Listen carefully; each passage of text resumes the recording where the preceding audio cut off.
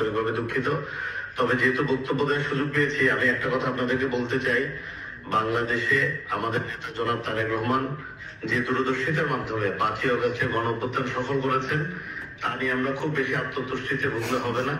আমাদের আন্দোলন এখনো পুরোপুরি সফল হয়নি, কারণ এখনো কোন নির্বাচনের সময়সীমা বা রোডম্যাপ ঘোষিত হয়নি। আমাদের নিজেদের কারো সংশ্লিষ্টজন আছে, দয়া করে আপনারা তাদেরকে এটা বলবেন, এমন কোন কর্মকাণ্ডে যেন জড়িত না হয় যেখানে জনগণ মনে করে যে বাংলাদেশ জাতীয়তাবাদী দল তার পদ থেকে চ্যুত হয়েছে বা পথভ্রষ্ট হয়েছে। আত্মদর্শিত ভুলে যে আমরা বিজয়ী হয়ে গেছি, আমরা চূড়ান্ত বিজয় পেয়েছি, জাতীয় বোকামি হবে।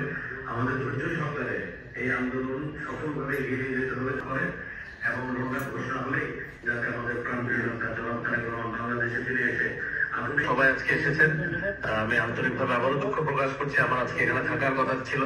আমি তাদেরকে এই মিটিং এর সময় নিয়েছি। দুবাই বিএনপি নেতৃবৃন্দের সম্মানিত সভাপতি রফিক সাহেব এবং সেক্রেটারি মুজিবুল হক মঞ্জু সাহেবদেরকে আমি সময় দিয়েছিলাম।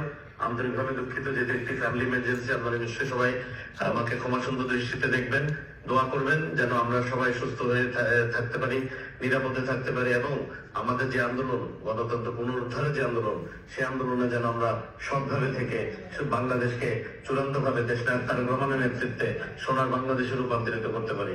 আজকের মতো এতটুকু বলে বিদায় নেই। মঞ্চ ভবিষ্যৎ সকল নেতৃবৃন্দকে আমি আন্তরিক শুভেচ্ছা জানাচ্ছি এবং একই সাথে মঞ্চের সামনে যারা উপস্থিত আছেন তাদেরকেও আন্তরিক মোবারকবাদ জানাচ্ছি এবং রমজানুল মোবারক। সবাই ভালো থাকবেন, সুস্থ থাকবেন, নিরাপদ থাকবেন। বাংলাদেশ জিন্দাবাদ, বাংলাদেশ জাতীয়তাবাদী দল জিন্দাবাদ, শহীদ মরক দেশ নেত্রী বেগম খালেদা জিয়া জিন্দাবাদ, প্রাণপ্রিয় নেতা জনাব তারেক রহমান জিন্দাবাদ, জিন্দাবাদ, জিন্দাবাদ।